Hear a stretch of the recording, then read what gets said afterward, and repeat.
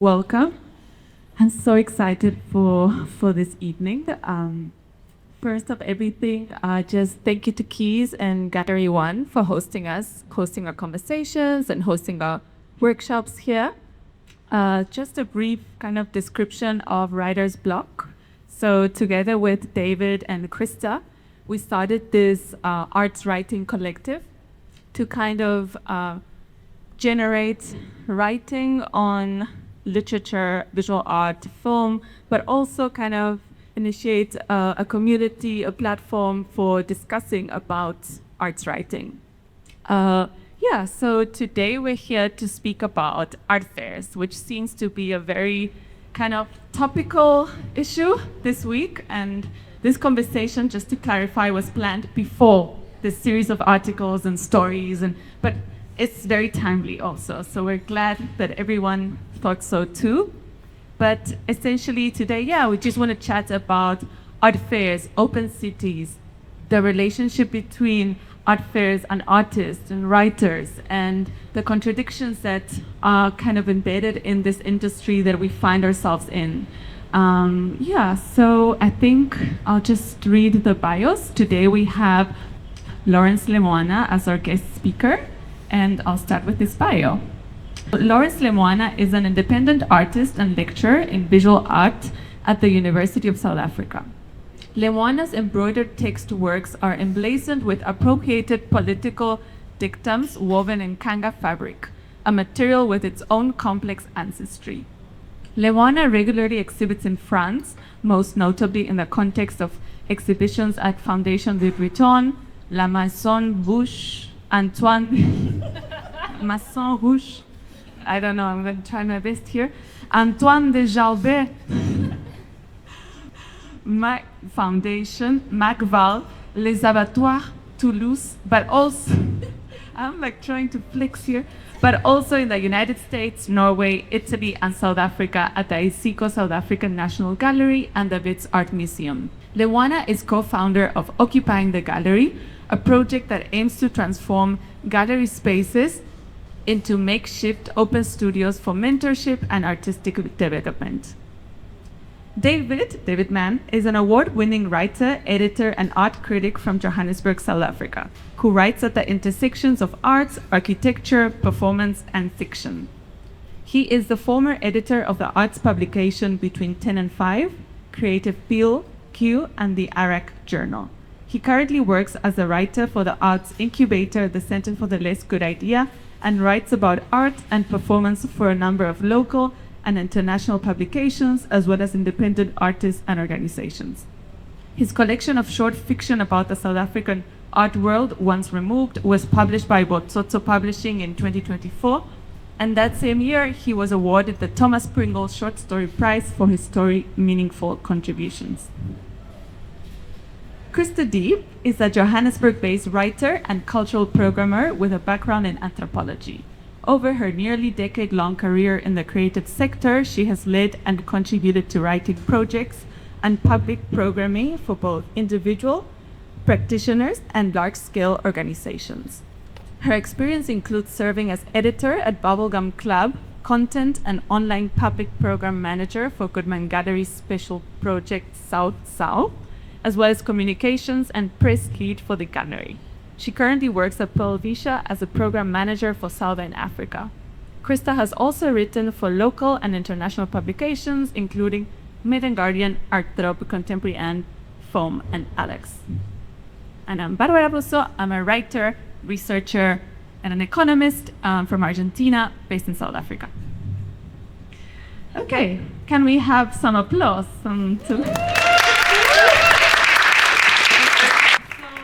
Last weekend, we had the Joburg Art Fair. It was also the last week for the Open City program, and the fair was celebrating its 18th edition. So, a lot has changed in the last years. Spaces have opened, spaces have closed, fairs have emerged, fairs have changed ownership, fairs had ceased to exist. So I wanted to speak about kind of start this discussion speaking about the relationship between fairs and kind of the public, and if in fact they can kind of activate the city. And I want us to think about this and locate it specifically in Joburg.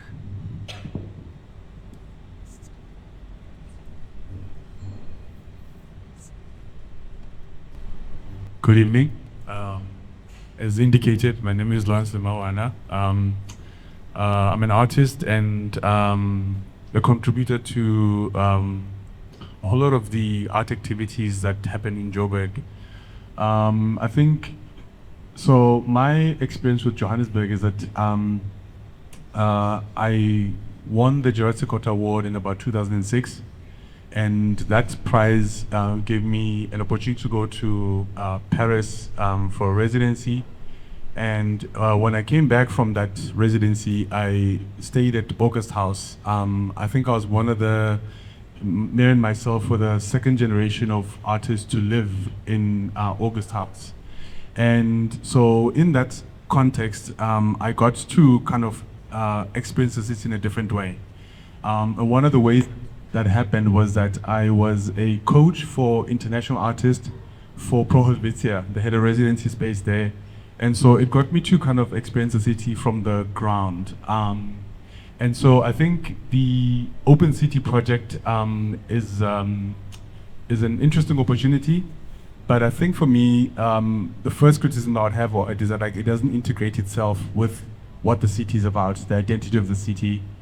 And what I mean by that is that if you, we had an opportunity to have a Occupy at Cape Town Art Fair, and you kind of see how the fair itself is integrated into the city. Its identity is based on the city, the usability of the city, it's the accessibility of transport, the accessibility of the beach in relation to the fair, and everything is within a 15-minute ride. And I think for me, there's a kind of voodoo over Johannesburg that is implacable. There's nothing you can do about it. And I think just on another historical kind of perspective, one of the things that allowed me and myself to be in the city was the white flight that happened in the 90s. So there was a lot of kind of impoverishing of the city in terms of the economy, in terms of the possibility of what it could be. And so that kind of alienated a lot of these people that are about money, I suppose. Yeah, so that's my 2 cents. Hello, everyone. So I studied in Makanda. It's a small university town in the Eastern Cape. One of the great joys was that once a year there was the National Arts Festival there, and the town was transformed by the festival, by the artists visiting. And of every possible venue became a gallery or a theater, and there was a kind of direct relationship, I think, between the art happening there and the town itself. A lot of the funds generated through the festival went back into the city's coffers. It was a relationship that I could see quite clearly. And then I moved up to Joburg after graduating. You'd never been to an art fair. I think Art Joburg, or if it be Joburg Art Fair, whatever it was called back then, was my very first art fair. I was very excited. And I remember arriving, sort of doing the rounds, and saying to my editor at the time, is this it? I was a bit taken aback that there was so much art, but none of it was really being made to be alive, none of it was being activated. And it was quite clinical, quite sterile, quite commercial, which I guess sounds naive now, but at the time I was quite taken aback. And then more so that all of this happened inside a kind of air-conditioned convention center, and as soon as you left, that was the end of the fair sort of experience. And I guess that was an instructional moment for me. That's how I came to understand art fairs and their function in the city. It's there to sell art. It's not really to engage you with the city. I tried writing about it to various success over the years. And then I kind of engaged, I think 2 years ago, in this Open City program that Art Joburg does. Found it to be quite crass. It was a kind of process of parachuting a handful of people into the CVD, throwing a kind of performance on it, a kind of spectacle, and then withdrawing just as quickly. At the start of this year, I published a short story, which is where a lot of my criticism ends up these days, as kind of fiction, called Fault Lines. And it's about an art fair called the Saxon Gold Art Fair. It's not Art Joburg, it's an amalgamation of all of them, but they're also backed by the banks and the mining company. But the Saxon Gold Art Fair is interested in healing the city and reactivating the city. And they stage a performance-based intervention on the false line on the river in William Ngoy's Cape Free Street in the aftermath of the explosion. And a bunch of VIPs and of international funders on shipped in BMW vans, and he's a trimmer, and they'll the great morals privileged manner should they all retreat. My point being, this is there of my experience, I think, of an open city program and attempts at activating the city. I think this year there was even less of that sort of thing. There wasn't even a real presence in the city. It was more of a gig guide. And I don't want to be too much of a wet blanket here. I think art fairs can and should spend their time and their money in kind of activating the city. If we're using our terminology, they just need to do stuff in the city. But I think they should spend their money by, I think, identifying who's already at work in the city, who's doing this thing in the city already, and putting their money to more useful end that way. Yeah.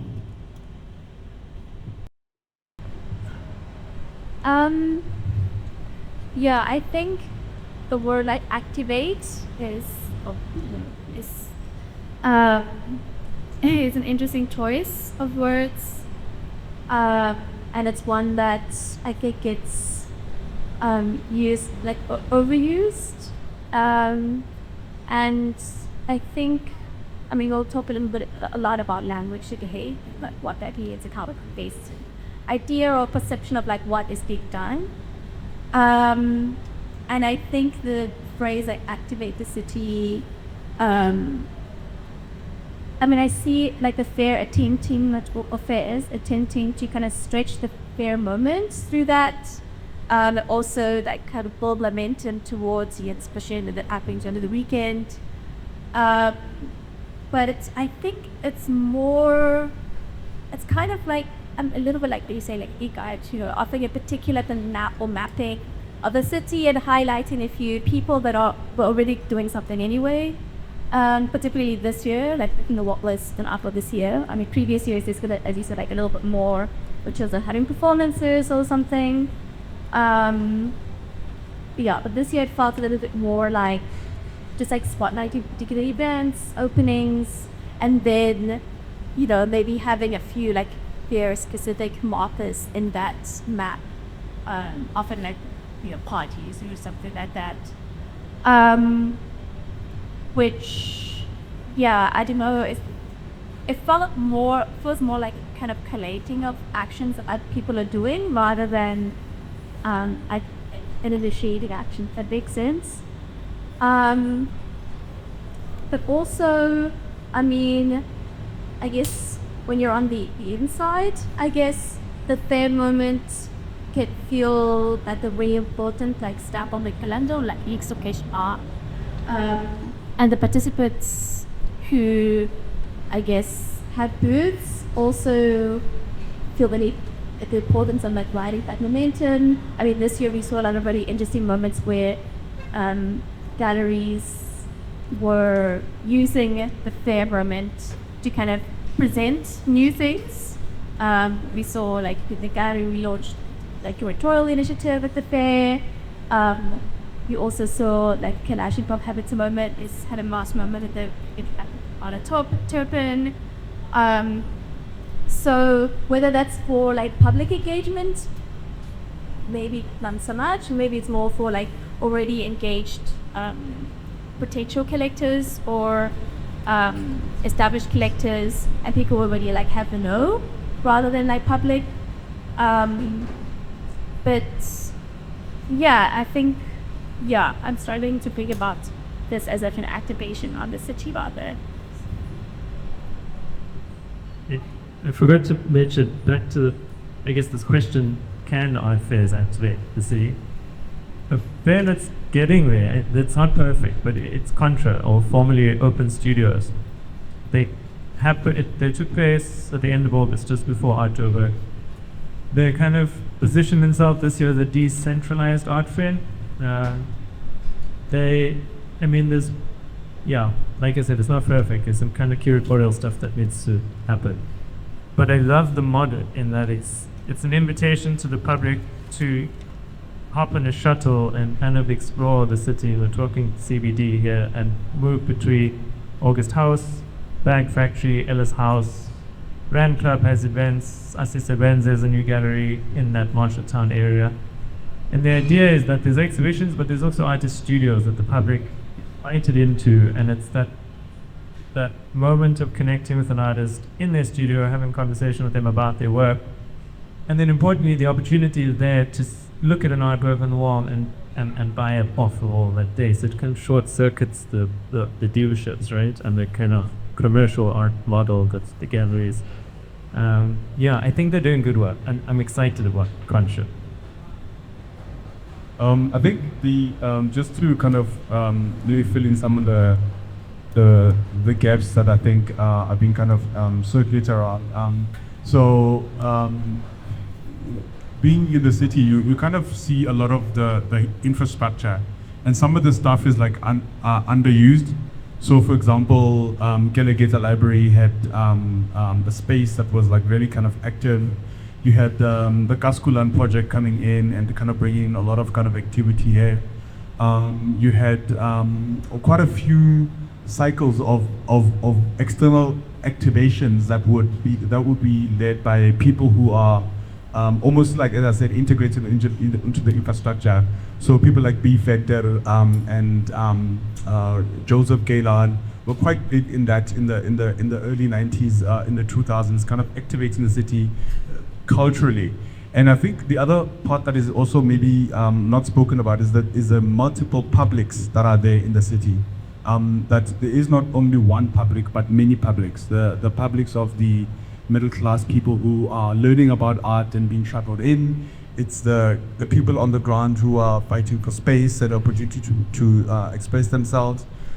It's the institutions, the producing studios, these kind of, and for me, those are the kind of collaborative opportunities that are missed in these kind of grand, let's do this spectacle day.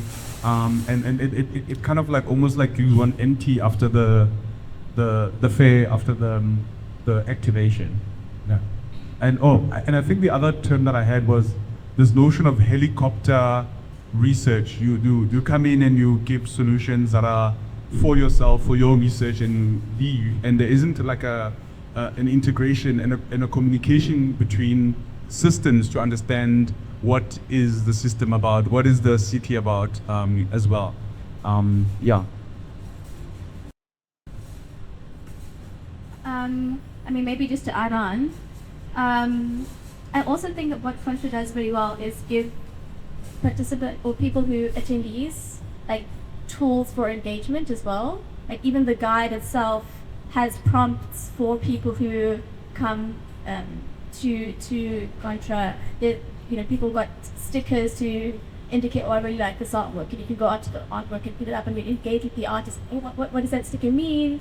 Oh, thank you so much. It really, they gave like conversation starters and like icebreakers for public attendees and the artists, which I think is really great. Because I think often people kind of struggle to be like, oh, I don't really know how to have this conversation. I don't really know what this means. And I think that's also like really important, kind of giving people tools or openers for like engaging with artists. This idea like, well, I don't like it, but I think it's useful, of the helicopter, of the parachutes. They're very visual too. They've understanding that it's kind of a once-off, like once a year, this institutions, people. It's often also related to class, I guess. Get to the inner city thinking about Joburg and very ambitiously try to activate it from the outside, but there's that boundary between inside and outside, which is continuously kind of blurred also. And I think I also like David, the intention of like just seeing something, like seeing the repercussion, like in Makanda, right, in the National Arts Festival, you very quickly see even economically how it feeds back into that same community. So I like that idea. The other thing that I want to ask, and is related to also the relationship between kind of the commercial sector and more, let's say, discourse or like meaning making. I wanted to use this article that I'm sure most of you read by Adelson Olueda. So many artists, curators, just cultural workers have been sharing this piece, right? And it just sparked a lot of debate around art criticism, the notion of art fairs, the role of art fairs, hypocrisies, kind of structural contradictions within the industry. But beyond kind of specific criticism to individuals, I think that the main point that the author argues so is that art fairs in South Africa basically pretend or expect to fill kind of a more intellectual, discursive, curatorial role beyond its commercial purpose. And I want us to discuss this. I wanted to discuss what is exactly the relationship between an intellectual and a discourse and a kind of meaning-making practice and the commercial sector in South Africa today. Thank you.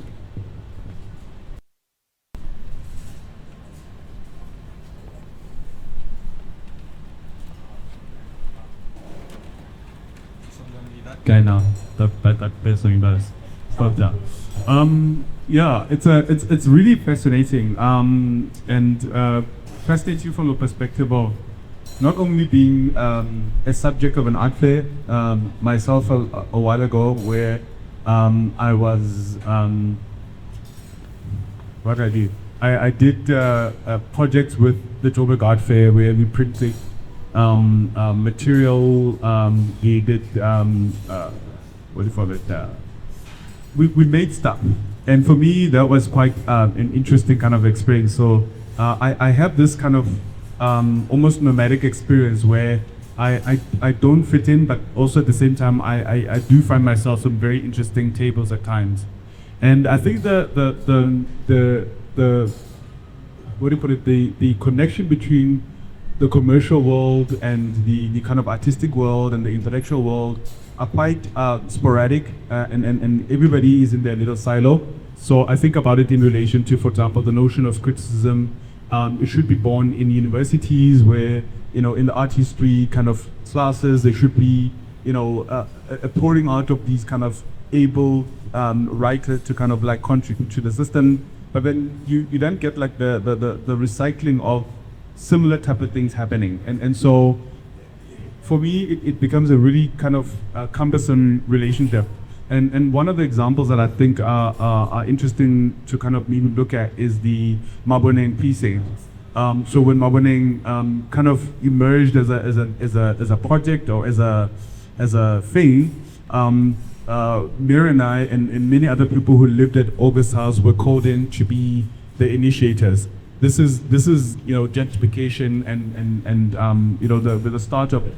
And I think I also have to cite the Esther Gates project of bringing community and so on, and really come these kind of starters of things to happen, and then eventually the project doesn't do what it's meant to do, and what it does, it's almost like bring these islands of others who are not from the city to kind of go down memory lanes around the 80s. This is where I used to work and that type of thing.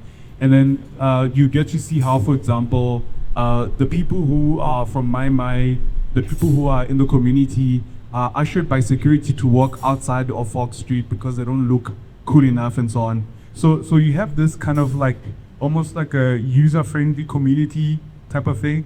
And funny enough, when I say a repeated process, when Victoria Yas was also kind of initiated, Mir and I and other people were on a walkabout with people to kind of like select studios to see, imagine ourselves in the space, and it did a similar type of thing where the Lando's furniture making factory was in there. there were talks about taking spazas and bringing containers into the into the space and almost like kind of mimic what happens out there, but not really engage with these process. So for me, it's a really kind of cumbersome relation. But at the same time, there are times where it works, where we acknowledge that like this is ephemeral. We here for one season, and we will reimagine another, Joburg or another Mai in another context. And so for me, that's maybe where it kind of belongs. So what we kind of do, for example, with Nirana and Occupy, is that we negotiate on behalf of the artists with institutions. It's serendipitous that like actually Occupy in the Gallery began in Gallery 1. And it was a negotiation and a chat between myself and Mary and Anne, who runs the space. And all I wanted to do was like basically curate an exhibition with mentees that I've like worked with, and we then kind of like had this space for 3 months, and that's how actually Occupy kind of started. And then the one of the mentees knew a funder from Market Photo, and we had a conversation with them, and then they said like, okay, well, you are late for application, but like here's an informal 300K for you to do what you need to do for the next 6 months. And so we then stretch that to kind of create more opportunities for these artists. And so then we can also collaborate and speak to printing studios to say, give us a project that we can kind of like execute from the space. So you have this kind of network of people who use their what I usually call the currency. It's not necessarily monetary, but like a call and a coffee, and that coffee then translates into a project. And so for me, that's kind of like maybe some of the start of the symbiotic relation that can happen when we acknowledge what we are and what we want from the project, and that's be upon, as opposed to like manna from heaven. We're gonna do amazing things, and then people gonna get their words spoiled, etc. And all it comes down.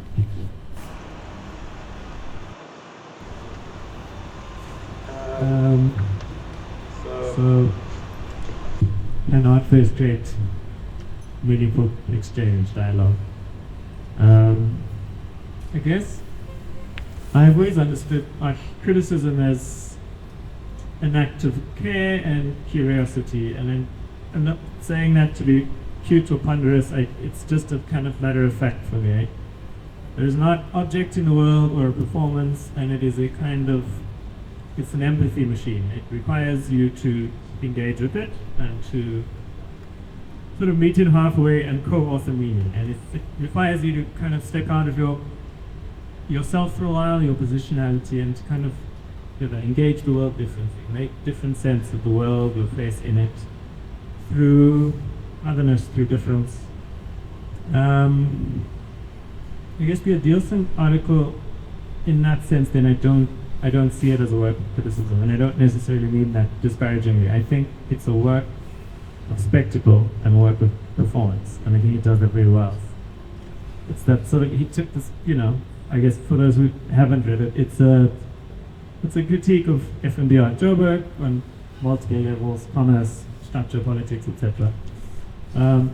But it begins by extracting a character from Arthur Miller's Death and Zelda, and he had kind of recreated this character and put him to work inside the art fair in very interesting ways, photographing him moving through the art fair. And I think that's a necessary creative intervention to art fairs. And to circle back to what art fairs do, and do they not allow for that kind of engagement? I don't think they do, and I think that's partly by design. Earlier I was talking about my early encounters with art fair, being struck by how clinical and cold they are. I think there's a foreclosure that happens there, where that relationship's not allowed to happen. We're not allowed to, there's a kind of anxiety of excess, there's this flurry of commerce and fashion and swanning and champagne fleets. And you can't do that work of meeting the work halfway. You can't sit and engage if or provide. And sure, perhaps that's not the point. We're not invited there to there be wildly hundreds, but it makes it incredibly difficult to produce meaningful, critical, reflective writings on an art fair. Where to go with this, I think, again, what Adilson's article does, I think, is provide perhaps a creative way of engaging critique of an institution like an art fair. I write short stories about art fairs now, that's my kind of way around it. You mentioned, Lawrence, in an article you did recently for currency, you spoke about a seismic shift happening in the art world. It's exciting, and I think that the born of frustration and just, we're kind of fed up with a lot of stuff, and we can give into bitterness, or we can find creative solutions, and for the latter.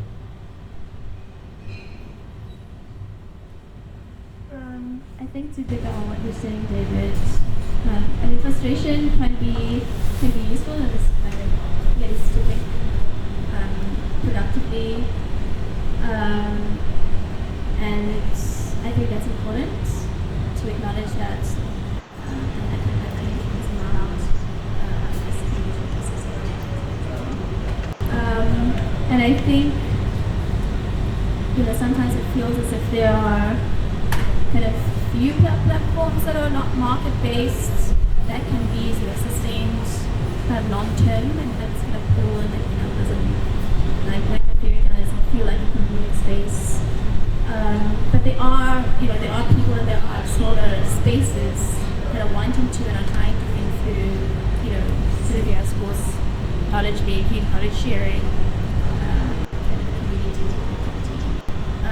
But a lot of those people also still have to do work. They still have to do their 9 to 5 to kind of sustain themselves. And so some of the things have to happen like in between time. Some projects like it becomes quite tricky. And I think within this context, sometimes it can feel like fairs and their auxiliary components can feel like they're at the center of like cultural display and dialogue and convening. And it creates this kind of like expectation they must be these all-encompassing entities and like play this hybrid role of, the sitting space, this like sexy thing that happens in a collector's calendar, but also be a space to be like intellectually rigorous and have like deep conversations. And I think sometimes, I don't know, maybe fairs have also allowed themselves to kind of fall into the trap of this like hybrid role, or they've kind of maybe potentially like positioned themselves in that way by kind of borrowing or using particular kind of language or buzzwords to describe themselves and the sectors that like exist within them. And so it can appear as if they're kind of taking on the challenge or like carrying the torch of, we're development and educational programming and open dialogue and meaning making, like a distinct question. And so I think, like vocabulary becomes very important, language, and understanding what the heaviness of certain words mean, and it's not just like nice to sprinkle them around on your website.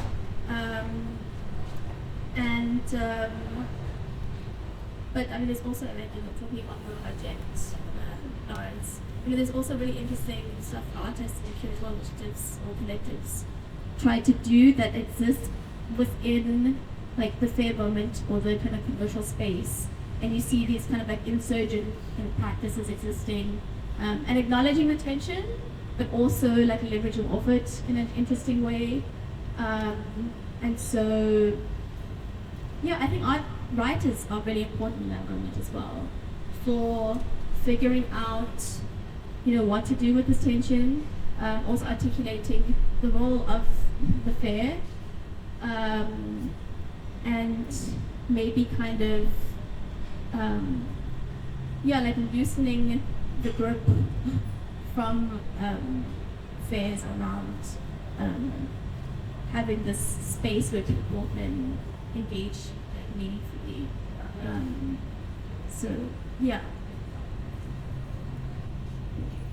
Just on Edelson, I have to give a disclaimer. So about a year ago, and I think it's something that came out with the some of the responses to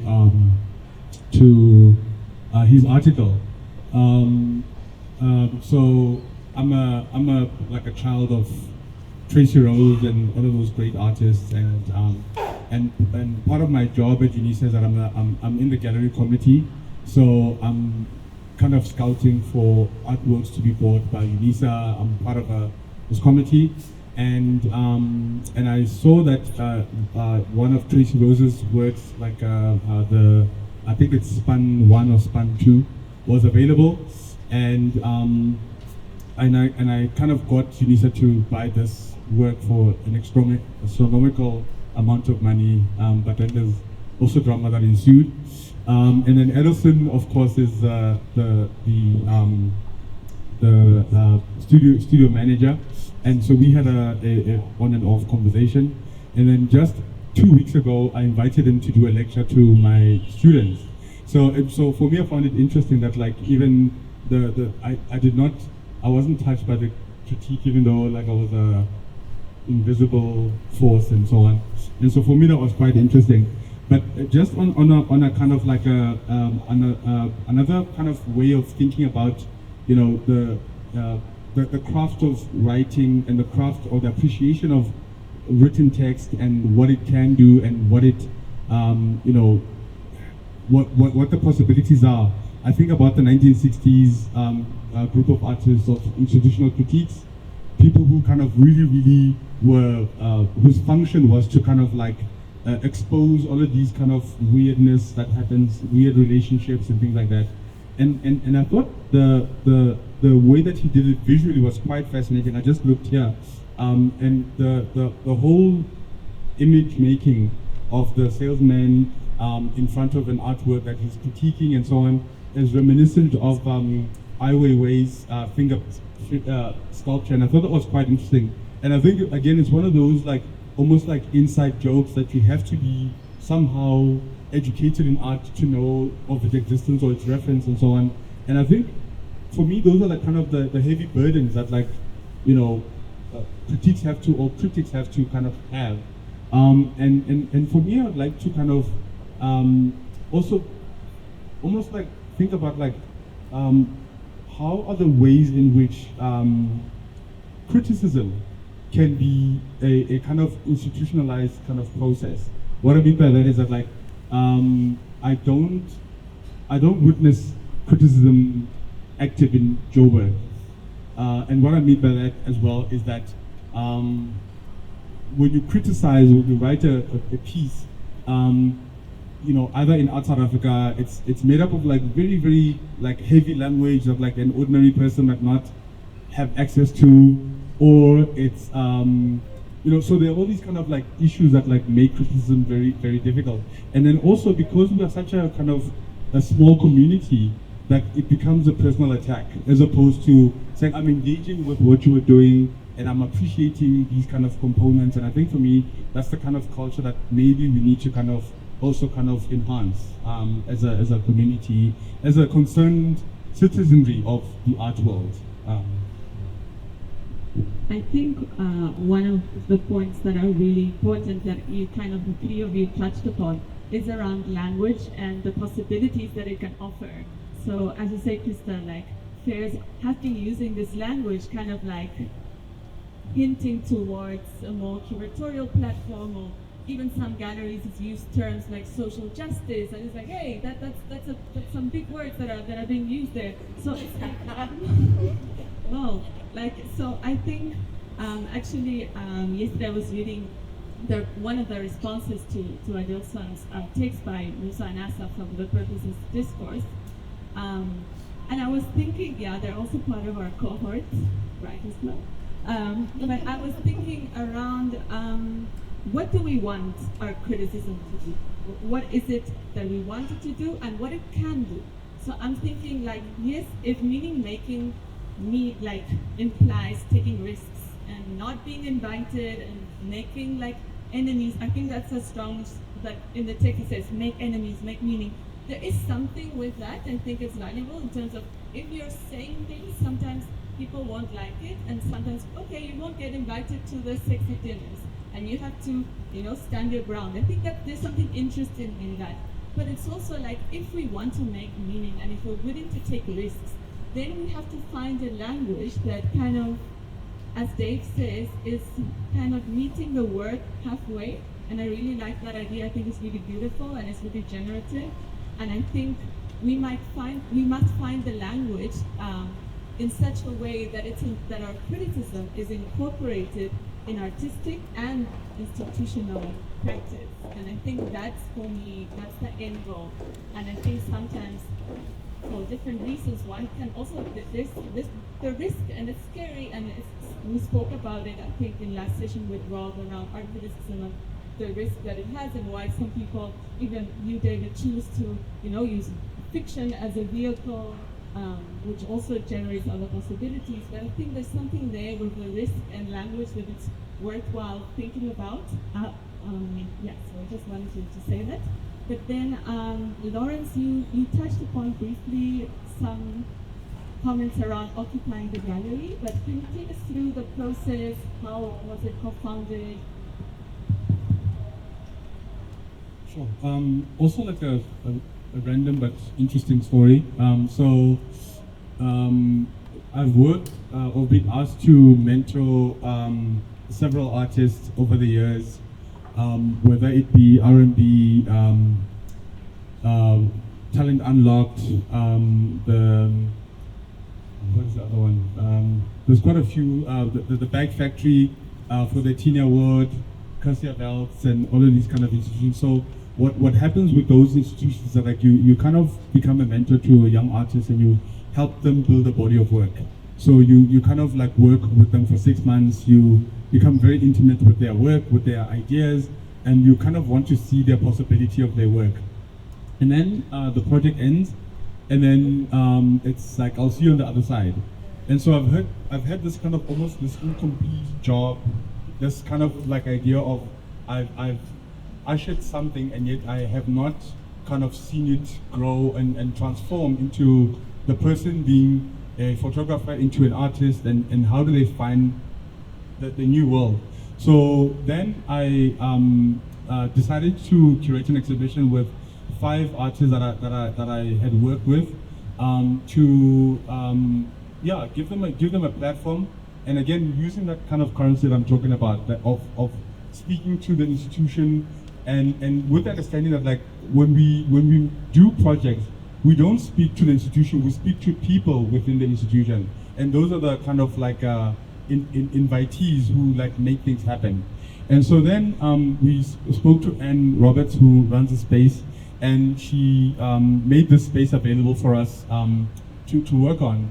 And what then emerged was this kind of this curation through studio practice, but also with the mind of thinking about the studio as a transformative space that can become a museum-like space.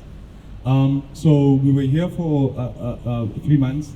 We opened the doors for the general public to kind of enter the space. We would invite people to bring their drawings or engage with the work.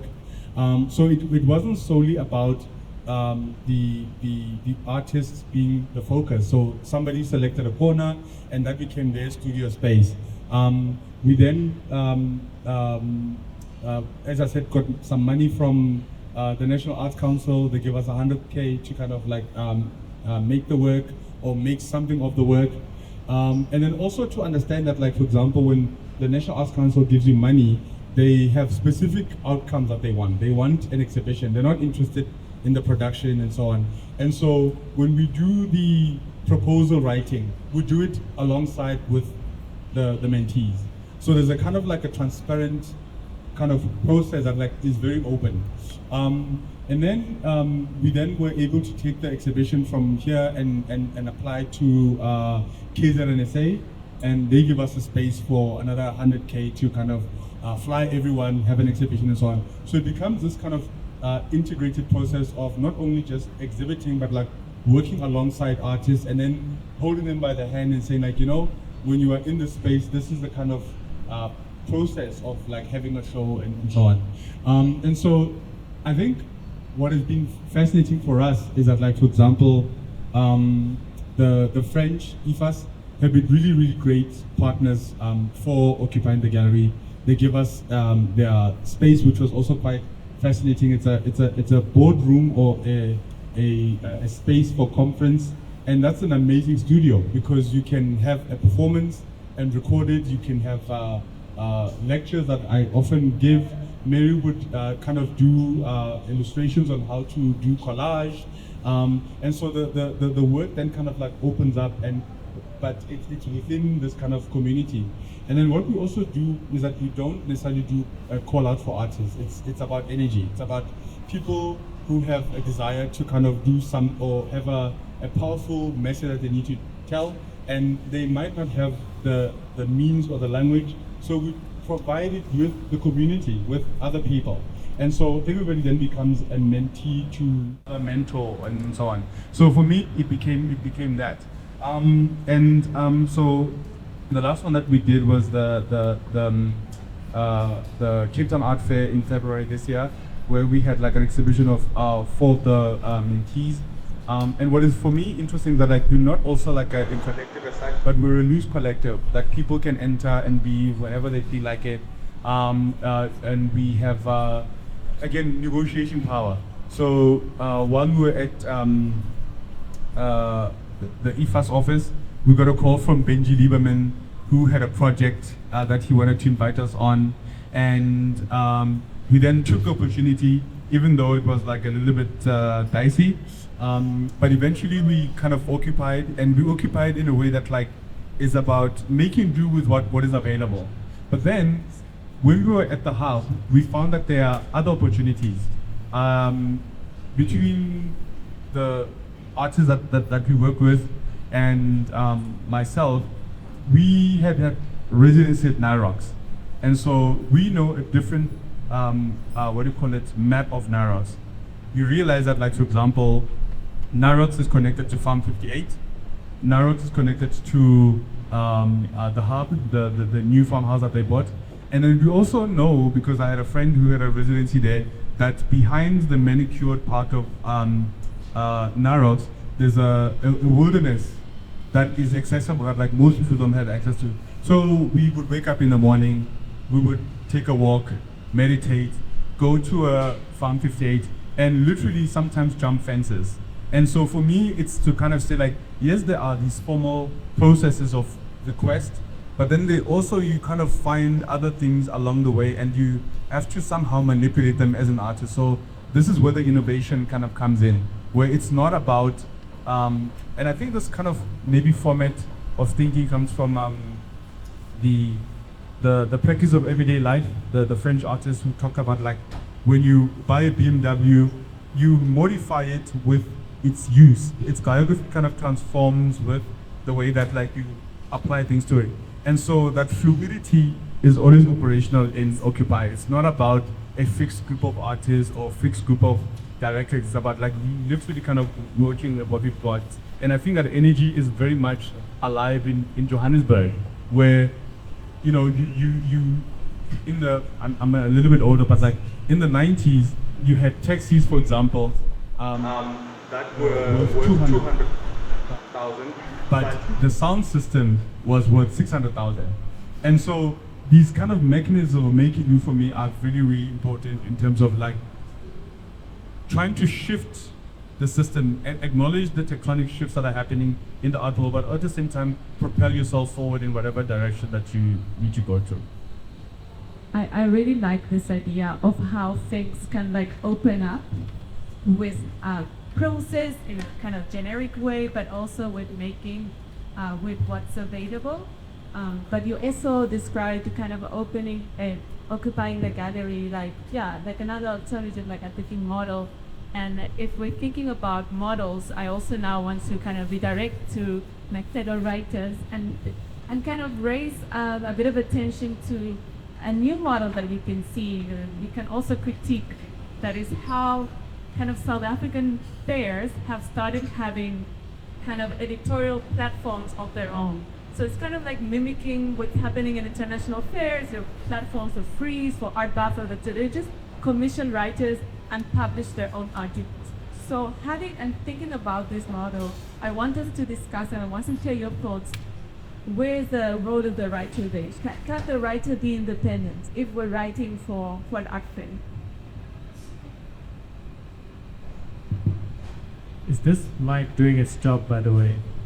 People at the back here, it's louder? Okay, I'll try my best, sorry. I'm going to be the fiction guy tonight, apologies. So I brought out a book of short stories last year called Once Removed.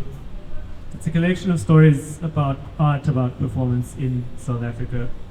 And one of the kind of key themes running through it is that of critical distance, which is kind of implied in the title, but it's this insider-outsiderness that runs through a lot of the stories, and it's that, but it's kind of key to how I approach an idea of the role of the writer or the critic as well.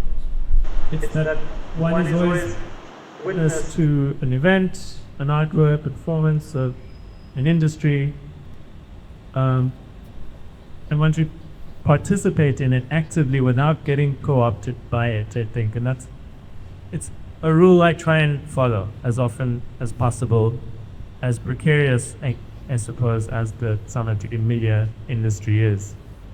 I do think that art fairs and what else did we mention? Just private collections, establishing editorial platforms and then co-opting writers is a little nefarious. I think they're preying on precarity. I think that it's no secret that we have vanishing platforms. I mean, we spoke about this a lot in our first talk. That's one of the primary points of precarity for arts writers, is that we don't have a shortage of writers, we have a shortage of outlets and editors and platforms for us to consistently write and to be mentored and edited and to be constantly in conversation. We are kind of copying from gig to gig rather.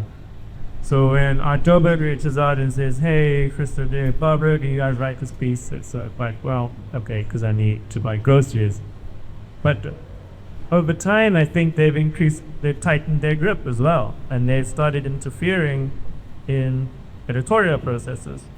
I think what needs to happen is that obviously writers first and foremost need to, I think, remember or return to or reinforce a critical distance, but the onus is not solely on the writer. I think platforms, organizations, institutions need to value the work of a writer. If they want our reflections, insights, critique, what have you, that's what they're paying. So they need to let us get on with our work, I think.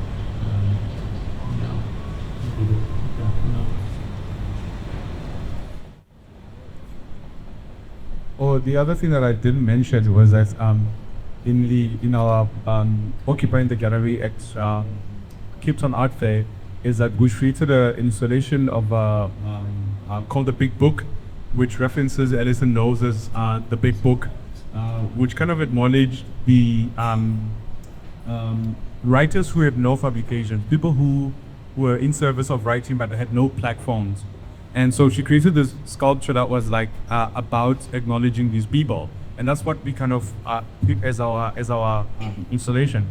But also it solved a spatial issue because when we applied for this booth, we were told that usually people kind of flood the installation with like too many artworks. So the big booth became a really elegant solution to kind of like have 4 exhibitions in one space, but also kind of stick to the thing that we kind of maybe mentioned earlier, the interactivity, where the audience is not just passively looking at something, but they have to flip through this kind of like book.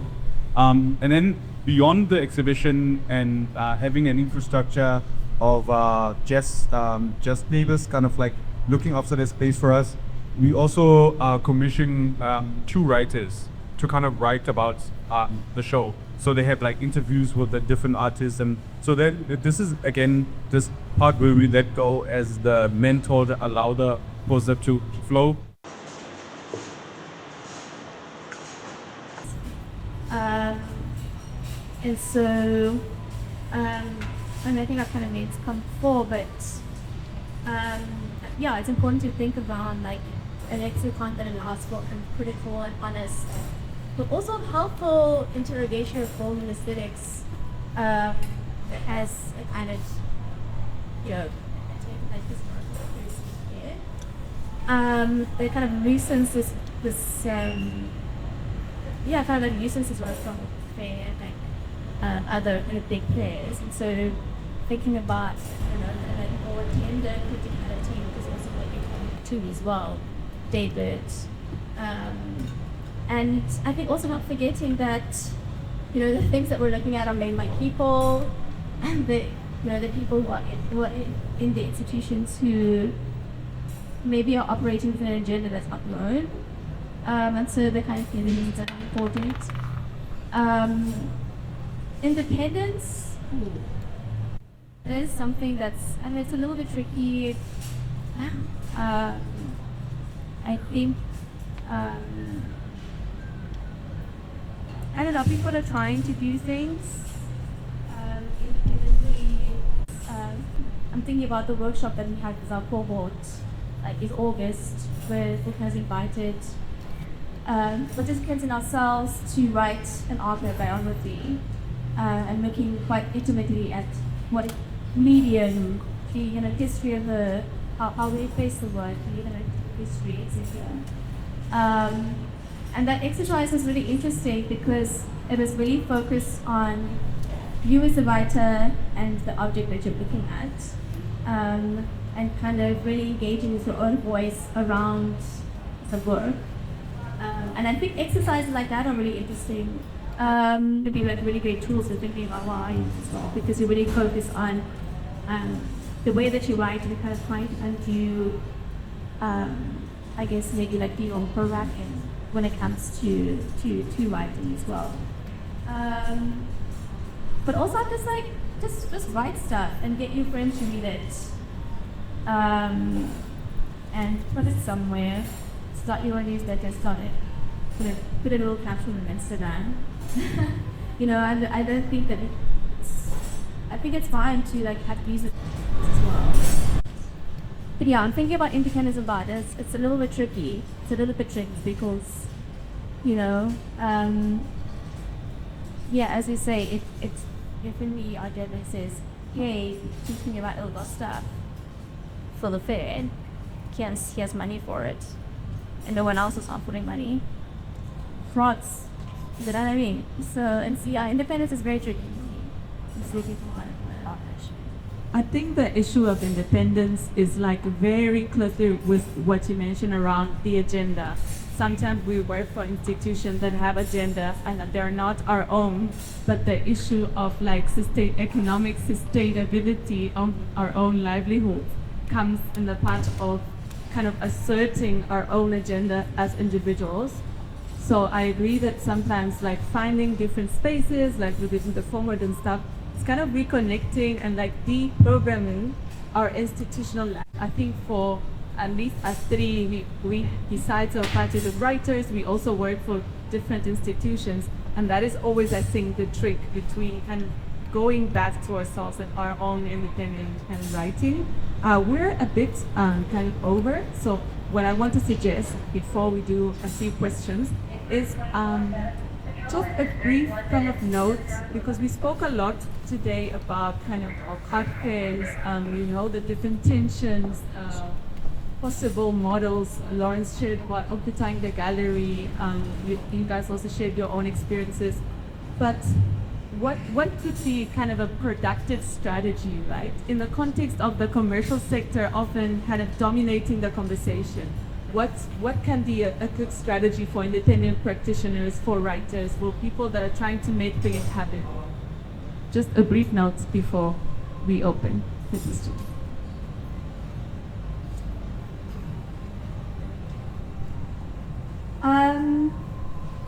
This was also quite a tricky one to kind of respond to, I think. I think vulnerability is quite important.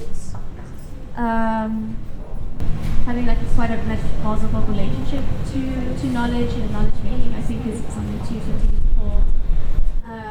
But I think even when you are doing a commissioned piece, there is also this opportunity to bring your voice there, research your sensitivities, your kind of sensibilities to text, and kind of bring this, experimentation with language as well, through kind of your references, etc. And I think that's something that it's okay to lean into that. I don't think we can shy away from that commission. People which just extend themselves and so you think about like today's.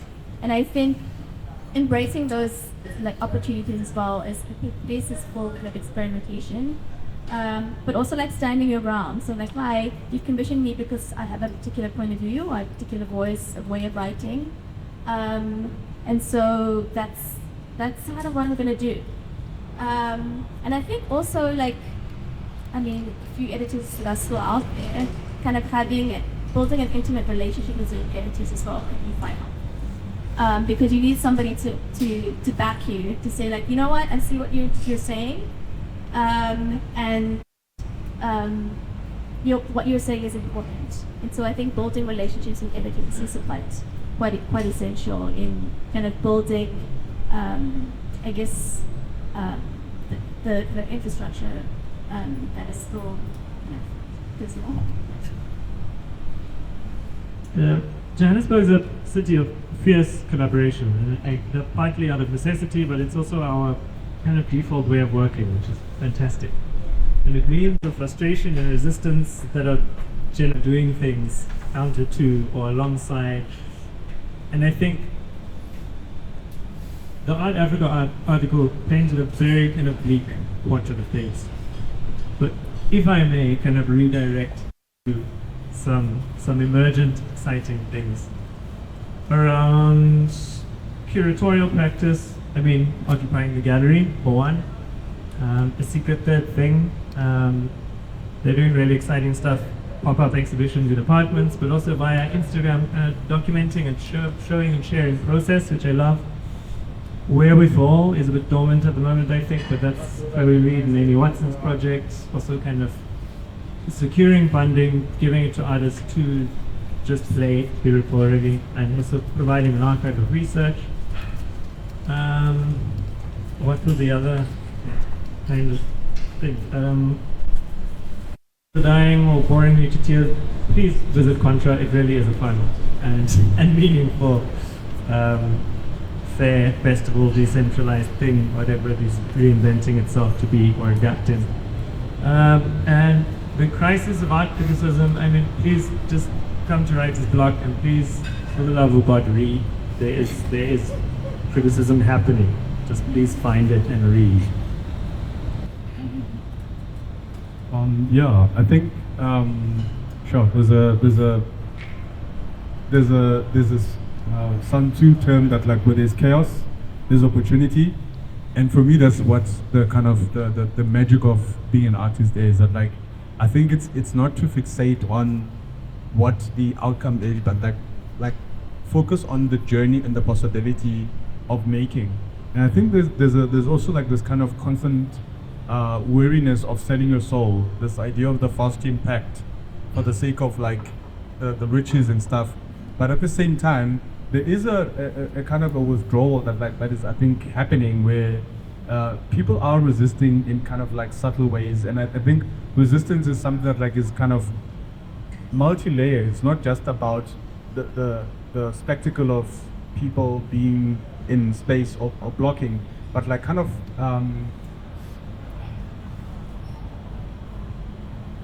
as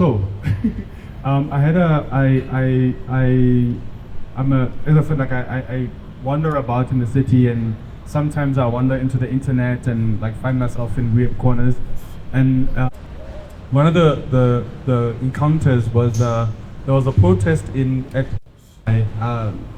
the hostel was, and in this protest, the people in the hostel were protesting against Maboneng, and I saw a sign that said Fusegi Maboneng, and Fusegi is Futsek in isiZulu, or like a version of Susek, And then I was like, okay, this is an interesting kind of Amonda Green. And then I went and looked for what fusegi is. And fusegi in Japanese is to use the power of the system against itself. And I think for me, it's kind of like things that you pick up and be mindful of in the idea of like exhibition or writing or sharing an idea is to kind of acknowledge the local lingua franca that kind of like is operational. And for me, that's what actually Kushida has much more kind of deeper outcomes that acknowledge, but also kind of present.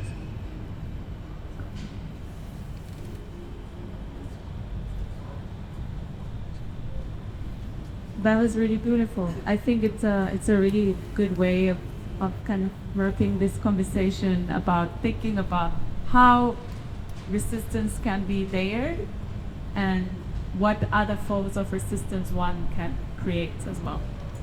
Okay, so we can take 2 or 3 questions. Please to the point and not like.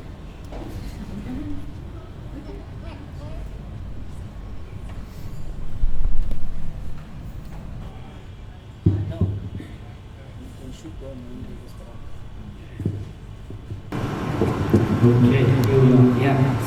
In terms of kind of, especially to Lawrence, occupying the gallery and looking at entering these spaces, how important is it to keep your kind of entry point elegant? So what I mean by that, I have ideas, I have access to spaces, but then the resources to create are not there. So I can't create artworks. I can make beautiful artworks, which will really speak to solution-based stuff. But then how important is it for me to keep that entry point kind of elegant and also with writing? I'm jumping into curation now, jumping into putting other people's names on the map as well. And I see that from you doing it from a while back, now 2025, my turn to take the baton. It's my turn to do it for other people. How important is it for me to kind of keep my writing, everyone, how important is it for me to keep my writing, just the entry point elegant? Can it be rough and sketchy? And what's your opinion on kind of that? No, I mean it's a funny one because sometimes maybe elegance is not the thing. There's a phrase that the medium is the message, that you kind of have to acknowledge the inherent qualities of what you bring to the table, and then also I think I meet a lot of like first year students and so on, and there's this kind of almost like this attitude of like, when you enter university or enter an institution, you have to leave yourself there and manna from heaven, some big book hit on your brain and you become clever and create beautiful things. But actually, the experiences, the stories are what actually matter. And I think that's kind of like the most elegant it can be. Like it's about kind of vacillating between those kind of worlds, having conversations, and sometimes tough conversations with yourself, with people around you, and making things happen. I think for me the idea is to kind of constantly maintain a kind of a curious kind of component to you. It's important to not be knowing. It's important to wonder. It's important to be a streetwalker, to kind of like observe and I mean, one of the things that I do a lot is to kind of look at these innocuous moments. I remember there was one time where I frustrated my gallerist, where I was in New York with who was that couple? They have a collection, the Dean collection, and it was like this big party with all these stars, and my interest was on a fire hydrant, and my gallerist like, what? Like, you are in this space. So for me, what was important was to kind of like find the metaphor for the moment. And it's always important to be as brutally honest with yourself. And that is the only currency that can be propelled you forward. To mimic, to copy, to not acknowledge who you are is like one of the things of like, yeah, like it's a death sentence. for creative.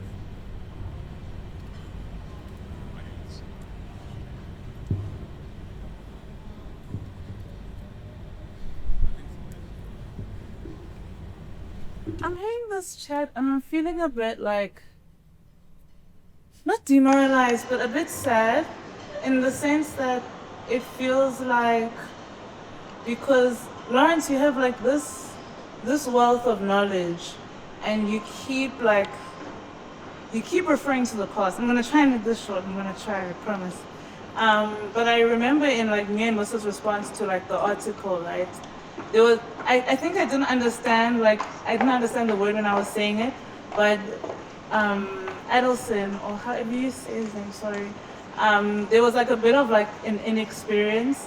And when I was saying that, I was referring to like, there's a gap in our knowledge of South African art history, in a sense that you can like refer to maybe artists and what they did, but they're like these moments or curatorial moments or places in Troyville or in the inner city where if you're like, let's say you're a migrant and you come into the city and you don't have access to that knowledge, you won't know that that knowledge exists. And then you're in this space and you're expected to like write or curate or to all of these things, and you're not really understanding like the history and where things come from. I think where this question is trying to go, and even with like Art Joburg, even when I think you guys refer to like how Art Joburg programming used to be versus how it was like this year. I remember there was a year, like for instance, where Papi was everywhere. You saw Papi on a billboard, you saw Papi at Rosebank Mall. There was even, Motloki is gone now, but Motloki had an amazing year with The Weight of a Kiss, where everyone went to Bram and they were seeing like these beautiful kissing scans and everything. And this year it sort of fell flat in that way in terms of like bringing you into the more like inner city. But when you don't have those reference points, or when you don't have those things to look back onto, so you're not really aware of the strategies you must sort of revisit in order to go forward, then how, I'm just wondering what you guys think, like in terms of critique, in terms of art critique, because I think in some way you need to understand what happened before in order to like proceed forward. If you don't have that knowing, and if we don't have like a consolidated place and where we can revisit that and see that and understand that, then what's supposed to happen? And what are we going to do next?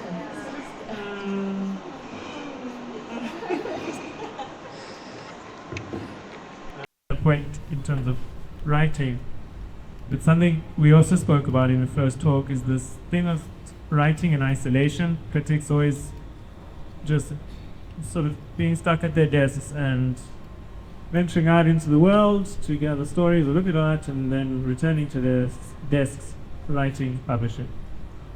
But a kind of community of practice, I think, is what's necessary in terms of fairing one's work. I mean, it's the role of the editor, essentially, to look at a text and say, this is a great reference, or this is a great argument you're making. Have you thought of this other artist who was practicing 20 years ago in the city? That, you know, that's kind of knowledge or sort of memory that young writers are not going to have. And in the absence of platforms, of newsrooms, I am at a loss as to where that's going to come from, other than something like writing collectors, community of practice. I mean, it's key to what we're trying to do, I think, is just build up continuity. Get writers into writing, sort of build them up, skills, etc., whatever, but just keep them writing, quarterly, so that writers enter the industry and mainly use, you know, not defect to copywriting, but there's something bad to you. I think also there's like the kind of an overemphasis around art history, and I say this because I didn't study art history, and I think there's still possibilities of kind of accessing the visual arts world or being critical without that kind of education.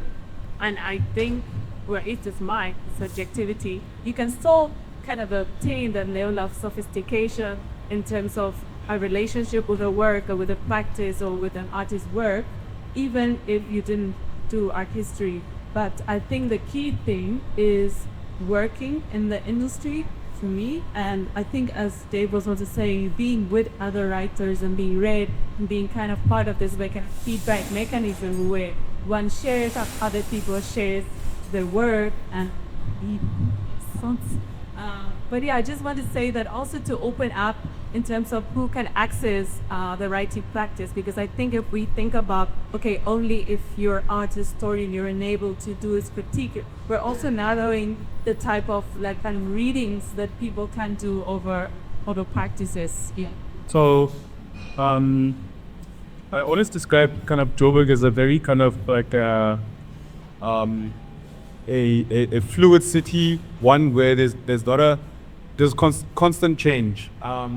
And I just want you to look at, there's an article by Abdul Philip Simon called The Inner City, The People as Infrastructure, which kind of speak to how the accumulation of knowledge isn't just about kind of experience, it's about also connecting with the community. And I think one of the things that like for me becomes fascinating is that like, you know, before what do you call it, Hillbrow or what's Neto or Wilbrow? Yogo.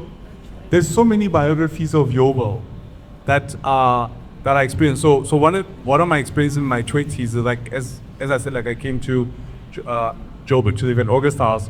I used to run around with the older guys who taught me at UJ and so on. And they would tell me a completely different picture of Yeovil, a completely different picture of the spaces that I knew them in one particular way. And for me, that's the kind of way of almost like kind of keeping that institutional memory, but also kind of using it as a springboard for the next thing that you need to kind of produce. So there doesn't need to be a desperation to fill a void. Is that like there are spaces that communicate all the time. It's really about community. We are quite late, but you're welcome to stay and continue chatting with us over some drinks. And yeah, and thank you so much for coming. Really appreciate it.